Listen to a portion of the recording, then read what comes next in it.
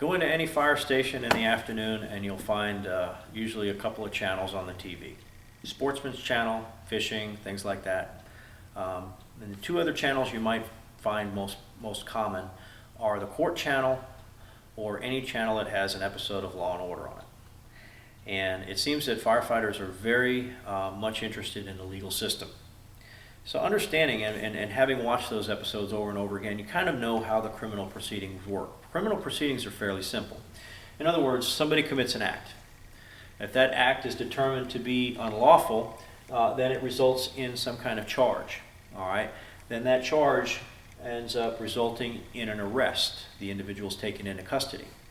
Now, after that individual is arrested, they have to determine whether or not they are free to move throughout society. That arrest can't be permanent. They have to be given their due process. Their due process would then mean that they would be arraigned. In other words, this is where they're formally charged by the court with the crime that they're being charged with. In other words, if a police officer observes an act or has incredible evidence that the act occurred within a reasonable period of time, they can immediately charge or arrest the individual on the spot. For example, you get caught doing something illegal and you're observed by the police officer, or there is a credible witness that has said that this just occurred and all of the evidence shows that it probably did, then they can arrest you on the spot.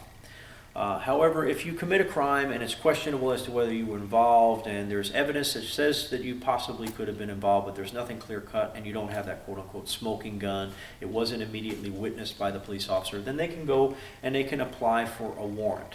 And what they do is they apply to the state's attorney's office. The state's attorney reviews the facts and they determine whether or not there's enough information in there to actually go to trial with, so that then they will make a determination and issue an arrest warrant, and the arrest warrant will then result in the individual being arrested.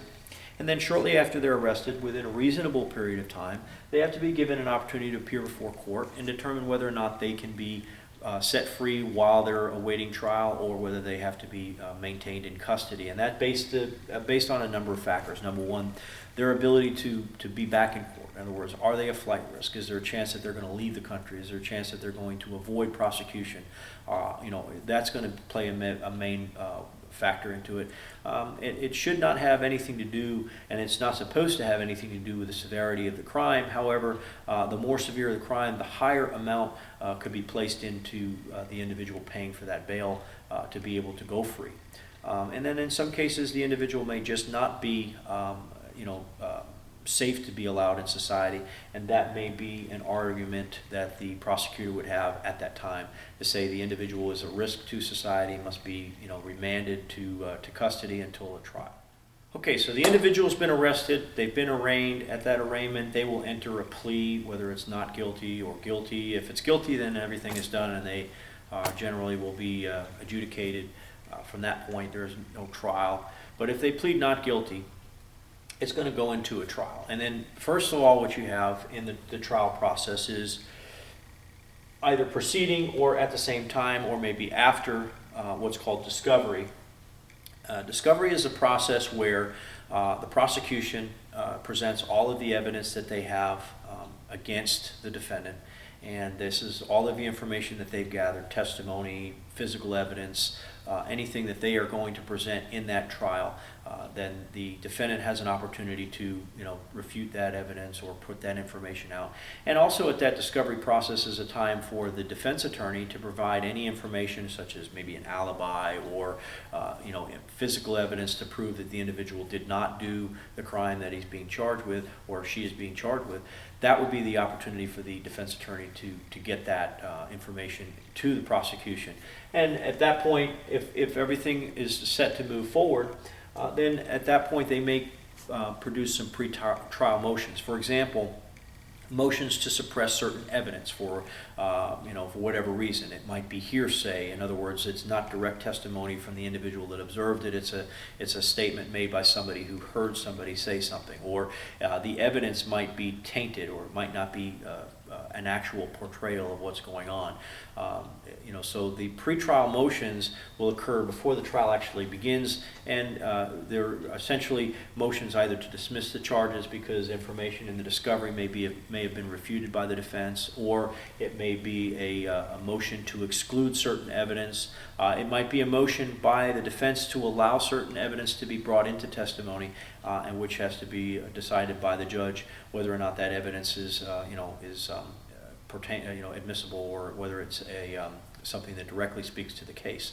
So that will get all those pretrial motions out of the way, and then you'll get into the actual trial itself. Now, before you get to opening arguments, I don't know if anybody has been in a closet for the past, however long. If you watch the George Zimmerman trial, or the Jodi Arias trial, or if many, many years ago you watched the O.J. trial, first thing that they do is they select a jury. In the United States, you have a choice. You have a choice of going to trial by jury or trial by judge.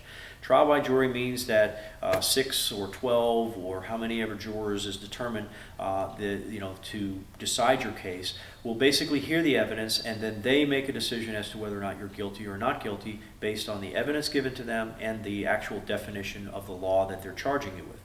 Or if you decide to go for a judge trial, basically the judge becomes the jury in this case, and he hears all the information, she or she, and at the end of the information they determine whether or not the prosecution has met their case in terms of proving that you violated the law. So again, whether you choose a jury trial or a judge trial is all going to be up to the defendant.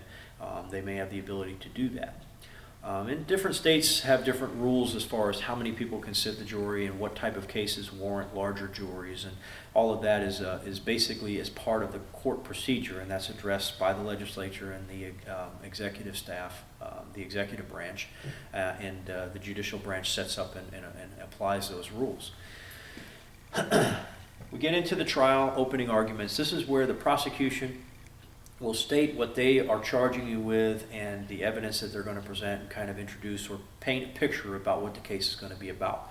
At this time, the defense will have an opportunity to do their opening argument. In other words, they're going to refute what the prosecution says. They're going to say, yes, they're going to show you this and they're going to show you that, but we're going to show you evidence that proves that our client didn't commit this crime. Then you get into after the opening arguments, you get into actual testimony, presentation of evidence. Testimony can be testimony by witnesses, testimony by what's called expert witnesses. In other words, they didn't observe what happened, but they're going to tell you something about the evidence. They're going to either qualify the evidence or quantify the information, or they're going to provide testimony that's relevant to what they say happened. For example, in arson cases, testimony might be by a particular scientist who can identify the chemicals that were used in the accelerant and identify the accelerant that was used on the particular scene, and maybe link that accelerant to something that was found on the defendant's person or in the defendant's possession. That may be an example of testimony. They're not directly testifying about something the defendant did. They're testifying about maybe circumstances or evidence, or qualifying certain evidence. So you have that type of testimony. Then you have eyewitness testimony. I saw this person do that, or this person was there in my presence when they did this. So this is all part of that, basically the meat and potatoes of your trial. And then once all of that's done, you could also have some motions in the way that speak to information that was obtained in the trial. For example, if we get to this point and the defense feels that the prosecution has not made their case, the defense can simply make a motion for dismissal. Basically, that the defense feels that the prosecution hasn't met the law, and the judge will then decide not so much the guilt or innocence, but to determine whether or not the prosecution has actually met the definition of the law that they're charging the defendant with. And then finally, you have closing arguments. And the closing arguments are simply the prosecution making their final statement or final plea to the jury, and the defense making their final statement and their final plea to the jury. And then after that, it goes to deliberation. In other words, the jury will be instructed by the judge, this is the law. These are the things that you have to decide. These are the components of the law that's been violated. You have to decide these factors, and we're going to send you for deliberation. And then the jury will meet, and they'll decide whether or not the case that was presented to them met the definitions of the law that they were instructed by the judge. And after that deliberation, then they will come out with what's called a verdict, either guilty, not guilty, or what their particular verdict is for that case. Okay, the jury returns from deliberation and they return their verdict. Their verdict could be one of two things. It could be not guilty, or it could be guilty. Now, if the individual is found not guilty, okay, then they cannot be charged with the same crime using the same evidence. In other words, if you're charged with murder and they presented evidence in the case, they cannot come back and charge you with murder and present that evidence over again. It has to be something new. It has to be new evidence to be able to charge you. Otherwise, what's called double jeopardy. Double jeopardy attaches. Once you're charged and found innocent, you can't be recharged with the crime. In other words, that prevents the courts or the legal system from basically charging you over and over again with the same crime, keeping you rotating through the system. All right, so that's if you're found not guilty. Basically, you walk out of the court a free person. You basically have no, the charges against you are dropped, and you can't be charged with that crime again. Now, if you're found guilty, you're found guilty, and they determine that you're guilty, then you're turned over to the system for what's called sentencing. And sentencing usually occurs after a sentencing report. In other words, they look at the severity of the crime, they look at things that you've done in the past if you're a habitual criminal, and they add points. And there's so many points for different previous crimes that add up. And under certain guidelines, you have to have so many points before you're actually found to need to serve time. In other words, be put in prison. In an alternative to not serving prison, you could be put on probation, you could be put on community service, you could be put on house arrest, you could be put on a number of different ways of serving your term out. So all of that is basically determined in that sentencing report. Then you go to another court proceeding which involves sentencing. Now, the sentencing, depending on whether it's a capital case where you could be sentenced to death, or whether it's just a case where you could be found guilty and put in prison for a long period of time, or whether it's simply just doing probation or other means of serving your sentence. If it's a capital case, then you have to be however your case was decided in court, whether it's by a jury, then your capital case would then again be decided by a jury. Do you qualify, or do you meet the terms of what is considered a capital case, and should you be put to death? And that would be determined by a jury of your peers. But in most cases, the sentencing is done by a judge. You go to the sentencing, and basically they can give you a number of different things. They can sentence you to incarceration, which means you're put in prison. They can sentence you to probation. They can sentence you to a combination of probation and actual incarceration, or they can credit you with the time already served as part of your incarceration and then put you on probation. They can offer you community service. In other words, if it's not a very high-profile case and you're first-time offender, you can receive community service. You can be ordered to pay restitution. In other words, if you damaged or caused damage to somebody, or caused property to be lost, or you stole, or things like that, you can be ordered to basically pay restitution, and that could be part of that sentencing process. That's your sentencing. When you complete all of the things that you're required to do, your term of your sentence and all of that, then you're basically out the system. You're finished with that aspect of it. That will always stay on your record. Then you have to go back and basically go through proceedings to have that either removed, expunged, or have it put on for special circumstances or things like that. So again, that's pretty much how the system works. You commit an act. An individual commits an act. An individual is arrested for that, either after a warrant's been issued or they're arrested directly. They go to trial. They have an opportunity to see the evidence presented against them. They can make motions for dismissal.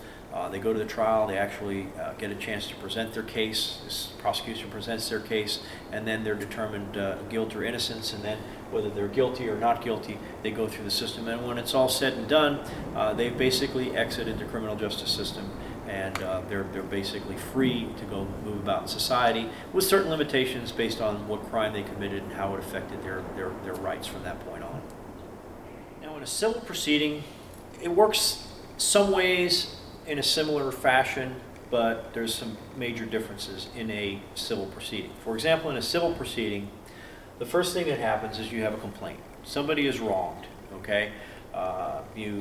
damage somebody's property, or you cause an injury to somebody in some way, shape, or form.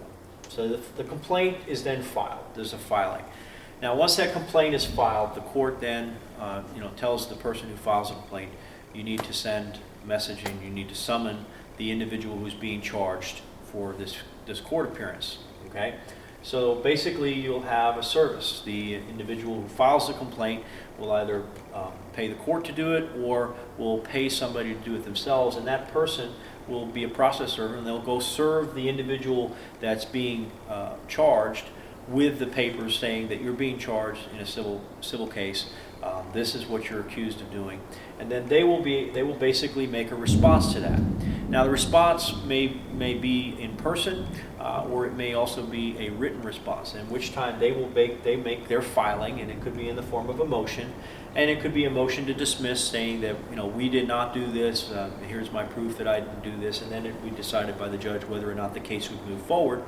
And if it's decided to move forward, at that point, then they would go through, just like in a criminal case, you would have an opportunity for discovery where information would be presented. Now, unlike a criminal case, discovery in a civil trial is not necessarily full disclosure. Disclosure of key facts and interesting things that are going to be presented in the case, but there may be some things that are held back depending on whether they're trade secrets or corporate information or personal knowledge or other things that may be presented. So the degree of discovery is not the same with a civil case as it is with a criminal case. So there are definitely some changes to the way that the discovery process is done in a civil case. Then, once it gets past that, you go through a potential where you may have some pretrial motions. For example, based on discovery, the defendant may feel that there is not adequate evidence to show that they committed this, and they may file a pretrial motion for dismissal. However, at that time, if it's determined that there is nothing that they can do, then it moves on to the actual trial itself, at which point it's very similar to a criminal case. You'll have opening testimony, opening arguments, and then you'll have presentation of evidence and testimony by witnesses, whether it's direct eyewitness testimony or whether it's expert witness testimony. And then you get down to the bottom where you'll have your closing arguments. And then once it goes to the jury or the judge, if you elected to go to trial by jury, then essentially the process is the same. They will be instructed by the judge what the law is, or what the law speaks to that particular instance, and then they'll have to decide the case based on, did the plaintiff meet the information necessary to prove that the defendant committed the crime or committed the infraction or wronged them in that sense. Okay, in civil proceedings, there are two things that can happen. We can get what's called a default judgment, or you can request a summary judgment, or then you get the final judgment, which is the decision of the court after it's gone to trial. Okay, the default judgment simply is an individual is accused of a civil infraction. They are served, and they fail to appear or they fail to answer that summons. If they fail to appear or they fail to answer that summons, then the court can enter what's called a default judgment. In other words, they can fine for the plaintiff without even hearing any evidence from the defendant, because basically the defendant didn't show up and did not answer the complaint, so therefore they can enter a default judgment. Now, the same thing, the individual that's being charged, the defendant, can respond to that complaint and say, look, judge, listen, it wasn't me. I was in Madagascar when this happened. There was nowhere near where it could be. I have nothing to do with it. I have proof. Here's my proof. And then he can request a summary judgment, which means that he says that the case is not valid. I want it immediately dismissed based on its merits. And the judge can then enter a summary judgment saying that the case would be dismissed, or that the information is not correct and that it's not a valid case, and therefore you can get the summary judgment there. If neither of the two of those happen and it moves on, then the judgment is issued by the court or the jury based on the information that's presented when it goes to trial. Civil and criminal trials can be very intensive. Some trials have been known to last for several months. A lot of evidence has to be presented, and a lot of information has to be reviewed.